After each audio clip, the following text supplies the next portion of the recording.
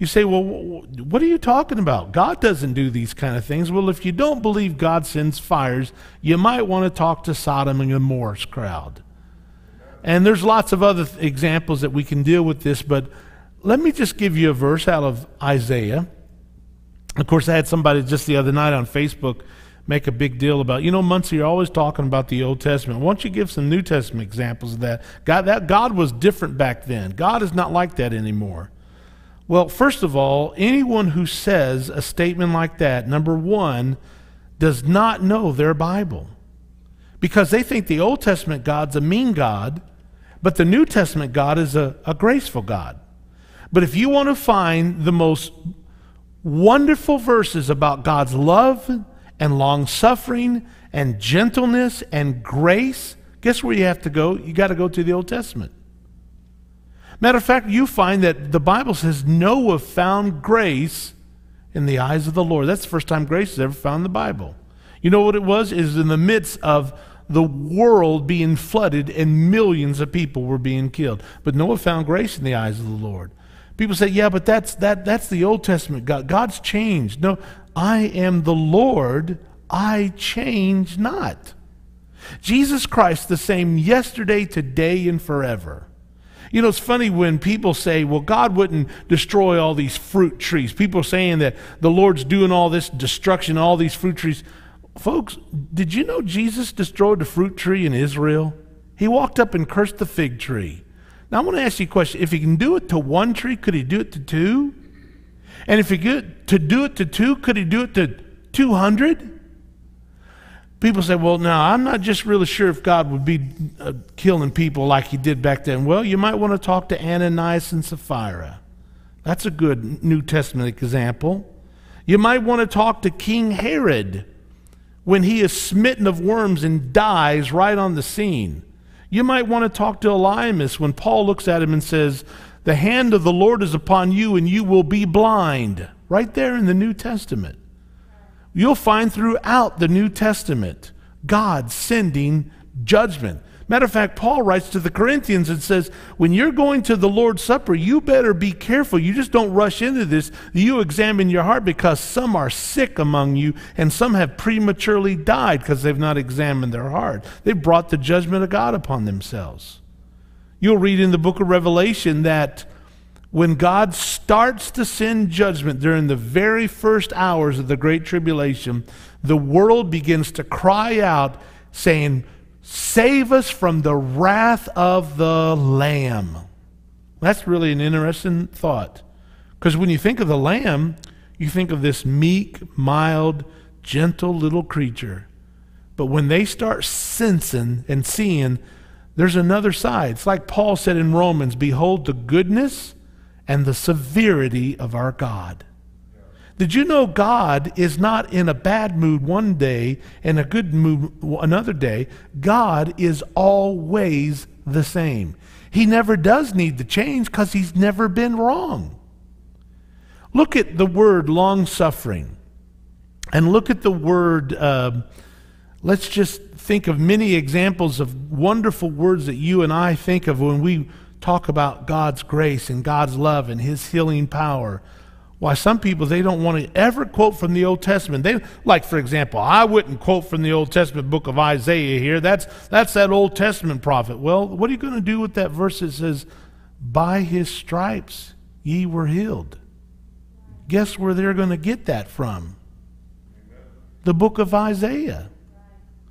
They're going to find out that he's the great one. He says so many times, I am the Lord, I change not. Now, let me read to you this passage. You've seen it up here now on the screen, but let's just follow it for just a second. Thou shalt be visited of the Lord of hosts. That's a title that's given to the Lord several times, and it refers to God coming in the form of an army, God coming to bring judgment. It says, thou shalt be visited of the Lord of hosts with thunder, with earthquake, noise, great noise, with storm and tempest, and the flame of devouring fire. Now, you know, people say, well, God wouldn't send earthquakes. Well, let me ask you a question. When Jesus died on the cross, the Bible says there was a great earthquake. When Jesus rose from the dead, there was a great earthquake. And when those believers went up in the upper room 2 weeks after Pentecost and they prayed for the power of boldness to come upon them, the Bible says there was a great earthquake. When Paul and Silas was in the jail praying, the Bible says there was a great earthquake. Let me ask you a question. That's just a few of them. There's many, many more. You think the devil sent those earthquakes? Well, the Bible says, matter of fact, that Paul and Silas, the chains that were on them fell off. I've actually had people say, well, the Lord made the chains fall off, but he didn't send the earthquake. Oh, the Lord doesn't send earthquakes. No, he doesn't do that. Well, then you might want to talk to Moses when he encountered some rebellion from Korah and his family. And the Bible says that God sent an earthquake, swallowed Korah and the whole family, and the Bible says the earth shut right back up. You know what we have today, folks? We got a great big devil and a little tiny God. Everything, we think that Satan is so big that he can read people's minds and he can just do everything and be in all kinds of places. You know what it is? He's one single individual angelic being that can only be in one place at one time. He's not massively smart. If he's anything, he's massively stupid. But we have a God that can blow away anything that our little minds can even comprehend. And yet, you know what we have? We have such a big devil that people fear the devil. They don't fear God. They fear the devil. It should be just the opposite. We have authority over the devil, but we're supposed to fear the Lord. The Bible says the fear of the Lord is the beginning of wisdom. Now, when you start to look at this, you find that God is a covenant-keeping God, a God who makes promises, covenants, and he's a man of his word, even though that's probably not the best phrase to use, saying he's a man, but he's a man of his word. Let me give you an example of this. In Genesis chapter 12, we're introduced to the first time that the Lord made direct promise and covenant with Abram. Now the Lord had said unto Abram, get thee out of thy country. He currently was living in Babylon, in Iraq. And from thy kindred and from thy father's house unto a what? What does it say there? Unto a land that I will show thee. And I will make thee a great nation, and I will bless thee, and make thy name great, and thou shalt be a blessing. And then notice what this says. And notice how we like to pick and choose the parts we like. I will bless them that bless thee, and in thee shall all the families of the earth be blessed. Did you notice I skipped a part? Now this is God talking, and he didn't skip a part. He said, but we don't like that part. We take that part out, but it's still God talking. I will bless them that bless thee, comma, same passage now, and curse him that curses thee.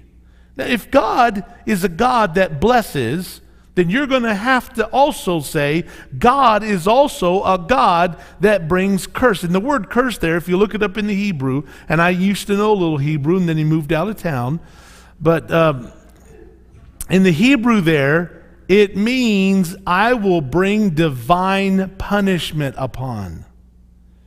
I will curse them that curseth thee. I will bring divine judgment, punishment upon them that curse you. And in thee shall all the nations of the earth, shall all the families of the earth be blessed. Now, you know, it's so funny. Here we are, this big-time nation that we don't think we need God anymore. We've kind of grown out of God now. We're way past our teenage rebellious years as a nation. Now we've grown up to find out, hey, who needs God? We're too good, we're too prosperous and too self-sufficient. But guess what? God's visiting us. The Lord of hosts is visiting America.